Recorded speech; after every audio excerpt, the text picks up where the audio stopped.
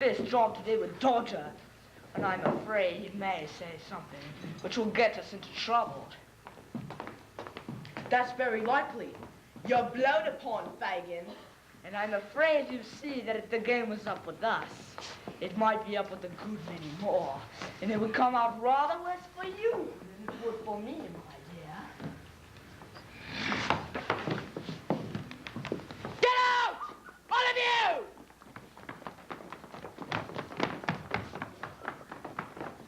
Somebody must find out what's been done, or said. If he hasn't talked yet, there's still a chance we might get him back without suspicion.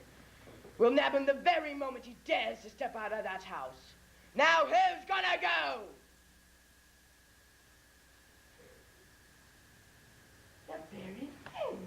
Nancy, my dear, what do you say? The very thing. That won't do, Fagin, so there's no use trying it on. And just what do you mean by that remark? What to say, Bill? Why, you're just the very person for it. Nobody up that way knows anything about you. I don't want them to, neither. It's rather more no than yes with me, Bill. She'll go, Fagin. No, she won't, Fagin. Yes, she will, Fagin. Go on! Get out!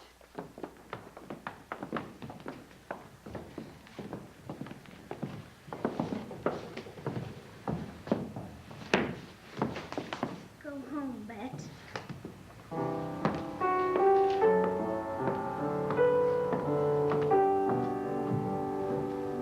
As long as he needs me, oh yes he does need me, in spite of what you see, I'm sure that he needs me. Who else could love him still when I've been used so ill? I know I always will, as long as he needs me. When you are lonely, then you will know. When someone needs you, you love them so. I won't betray his trust, though people say I must. I've got to stay true just as long as he needs me.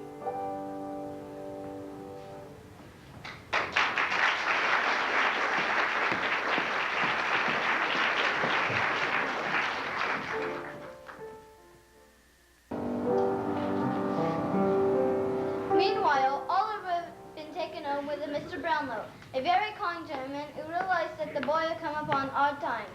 Ina's housekeeper, Mrs. Bedwin, took care of Oliver, fed him properly, and soon became quite fond of the boy. As Oliver gained his trust, he even sent Oliver out on an errand to a bookseller to return 2 valuable books and to purchase another one. He entrusted the boy with a £5 note. Mr. Brownlow watched as Oliver departed from the marketplace, and he marveled at how much the boy reminded him of his own sweet daughter when she was a child. Meanwhile, Oliver approached the marketplace.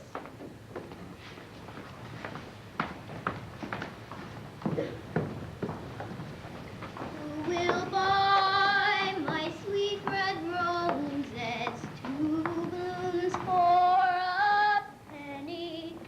Who will buy my sweet red roses, 2 blooms for a penny? Will you buy any milk to dye Miss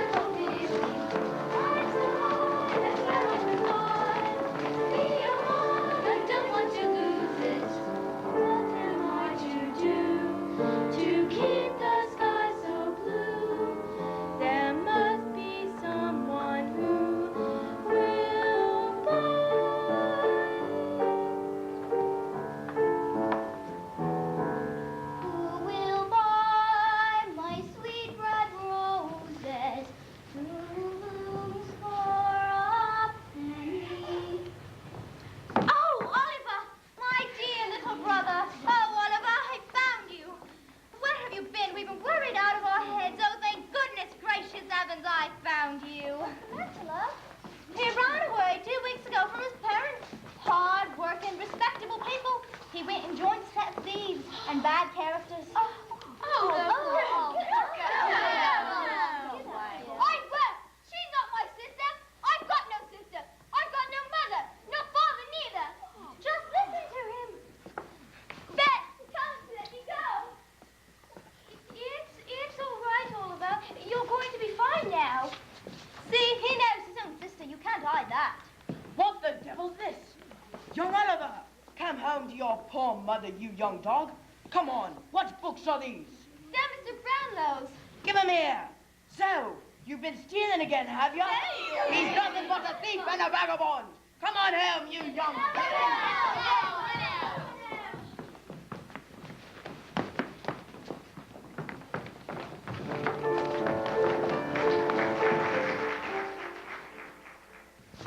Twist! I'll give him a twist! Leave him now, Bill. We're here. Look, boys, Oliver's back.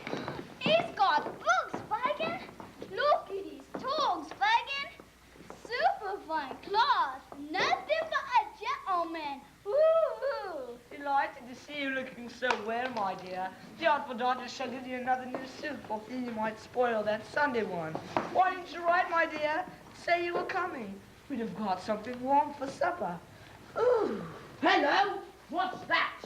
That's mine, Fagin. Oh, no, dear mine. You can have the books. If that's not mine and Nancy's, that is, I'll take the boy back again. Now hand it over, I tell you. This is hardly fair, Bill. Fair or not fair? Hardly fair, is it, Nancy? Do you think Nancy and me has got nothing to do with our precious time than to spend it chasing after young kids? Give it here, you avaricious old skeleton. Give it here! That's for our share of the troubles, not half enough either. Here, start a library. You can't keep those books. They're Mr. Brownlow's. If he finds out you've got them, he'll be out here after you. So, he'll be out here, will he? What have you told him? Nothing. That remains to be seen. But if you told him anything out of place, Fagin, I'll wager this young scoundrel has told him everything. Help! Bill, let him go, Bill. The child shan't be harmed unless you kill me first. Shan't he? I'll soon do that if you don't keep on. All right, we've got him now. What's the matter? The girl's gone mad, I think. No, she hasn't, Fagin. Don't think. Keep quiet, will ya? No, won't keep quiet. Oh, this violence. If you do anything. I'm warning you. You let him be, or I'll put my mark on someone, and I don't care for the consequences. Why, Nancy, you're wonderful today. Such talent. Am I? Make sure I don't overdo it. Because I'm warning you, I'll put my finger on you, and I don't care if I ain't with you. You? Do you know who you are and what you are? Oh, I know all about it, who I am and what I am. Well, then keep quiet, or I'll quiet you for a good long time to come. You're nice and coming on genteel and humane rubbish. A pretty subject for the child, as you call it, to make a friend of. God help me, I am, and I wish I'd been struck dead in the street before I lended a hand in bringing him back here. From now on, he's a thief, a liar, and everything bad from this day forth. Come, Sykes. You must have civil words. Civil words, Bill. Civil words, you deserved them for me. I saved for you when I was half his age, and for 12 years since, and don't you forget it. Well, if you have, it's your living. Look after her, Bill.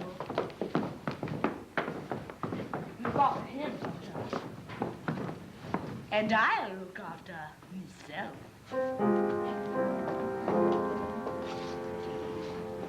A man's got a heart, hasn't he? Choking apart, hasn't he? And though I'd be the first one to say that I wasn't a saint, I'm finding it hard to be really as black as they paint. I'm reviewing the situation. Can a fellow be a villain all his life? Is it such a humiliation? I'd better settle down and get myself a wife. And a wife who cook and sew for me and and come for me and go for me and go for me and nag at me. The finger she would wag at me, the money she would take from me, a misery she'd make for me. I think I'd better think it out again. So where shall I go?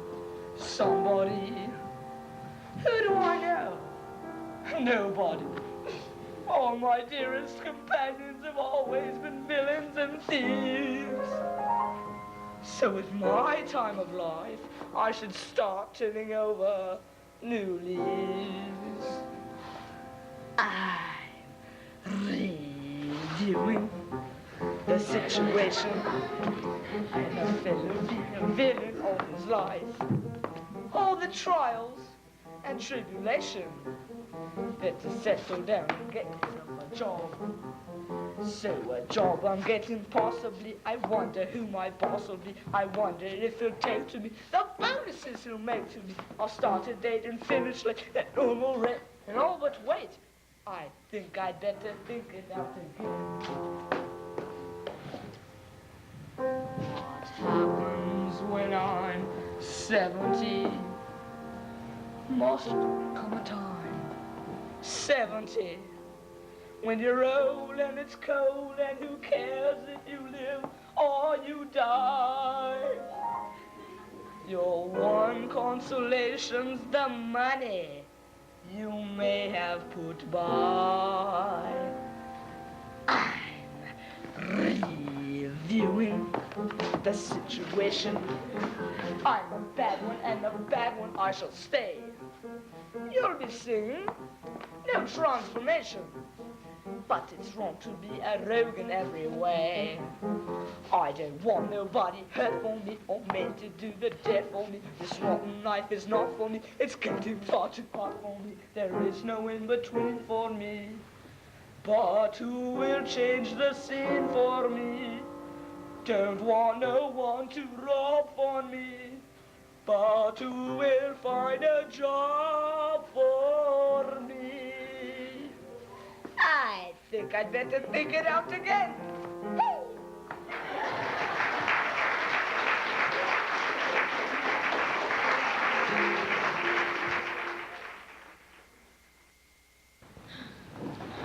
Mary, 10 weeks ago tomorrow it was done. Seems an age. Are you going to sit there snoring all night? I shall sit here, madam, as long as I think proper. And although I was not snoring, I shall snore, gape, sneeze, laugh, or cry as the humour strikes me. Such being my prerogative. Your prerogative? I said the word, madam. The prerogative of a man being to a man. And what's the prerogative of a woman in the name of goodness? To obey. Your husband should have taught it to you, then he might still be alive today. And I wish he were the poor man.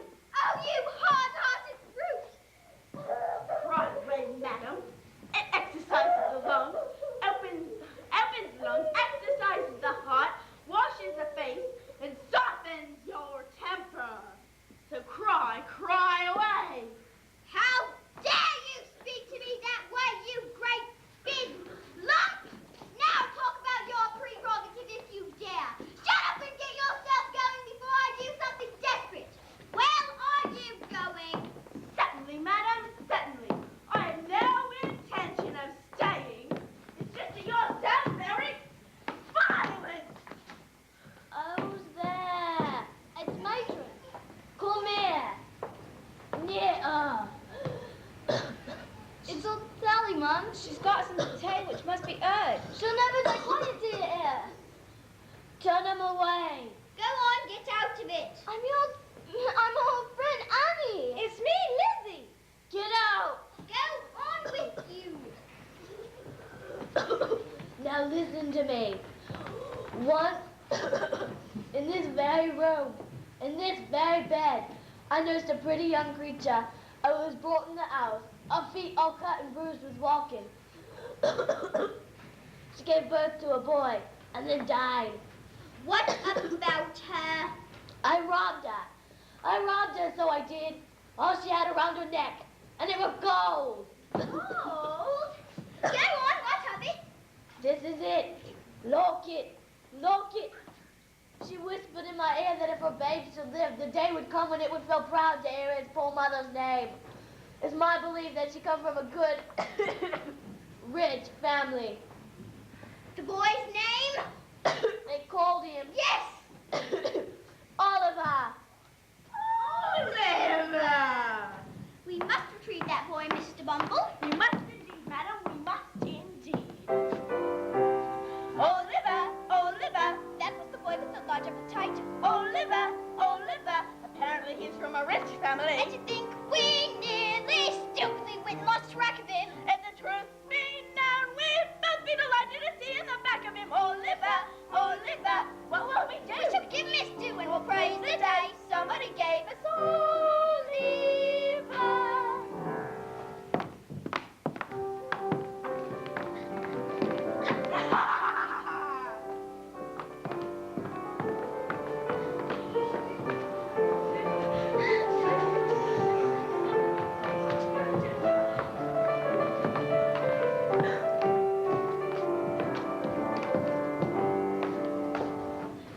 I understand you bring information regarding the boy, Oliver Twist. Oh, yes. We've come in answer to your advertisement. Bumbles that ain't been on the workhouse with a boy cared for. Go out as apprentice to an undertaker from where he ran away. Yes, yes. Do you know where the boy is now? Not no more than nobody. Well, what do you know of him? Ow. This trinket was given by the lad's dying mother to my wife here before she passed away. Mrs. Bumble has had it all the time. You say that when he left your workhouse, he went to an undertaker's? Oh, yes. Mr. Bumble took him from us for £5. You mean to say you sold him like an animal? Well, it was Mrs. Bumble. She actually authorized selling. Really? I shall see that neither of you is employed in a situation of trust again. You may leave my house. But it was all Mrs. Bumble. She would do it. What? That is no excuse. You were present on the occasion when the boy was sold, and under the law, you are the more guilty of the two. For the law supposes that your wife acts under your direction. The law supposes that. The law has the brains of a donkey. And if that's the eye of the law, then the law is a bachelor. And the worst I can wish upon the law is that its eyes be opened by experience, sir, by experience. Oh, we are living in...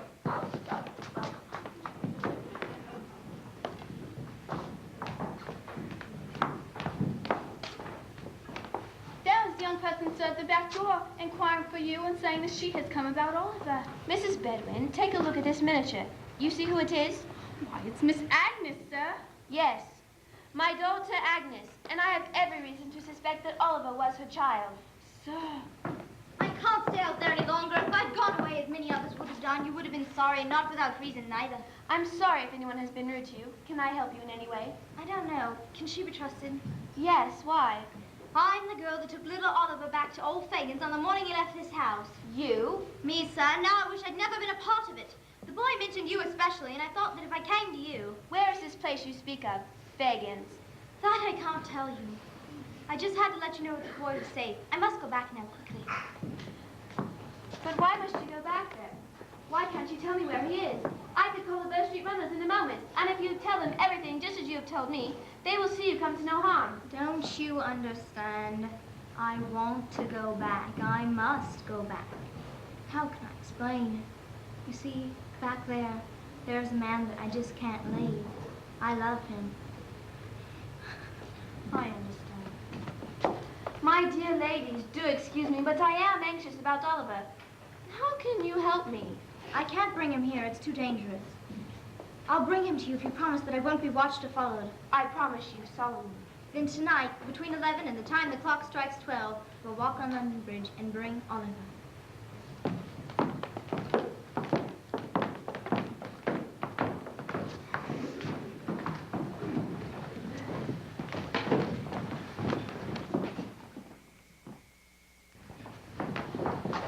I like taking these nice quiet walks together.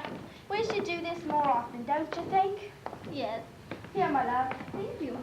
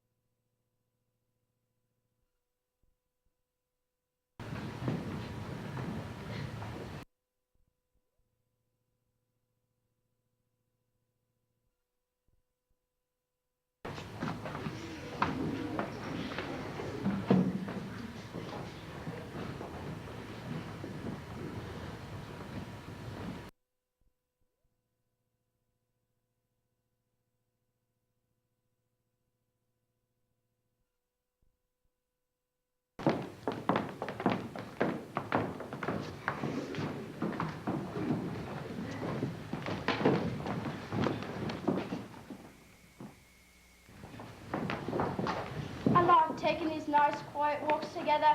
We should do this more often, don't you think? Yes. Here, my love. Thank you.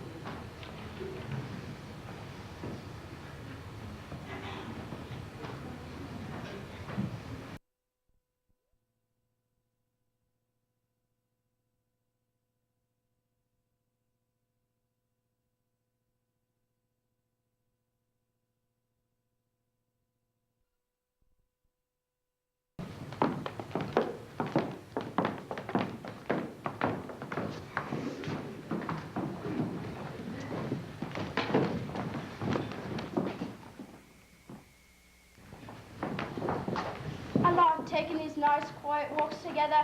We should do this more often, don't you think? Yes. Here, my love. Thank you.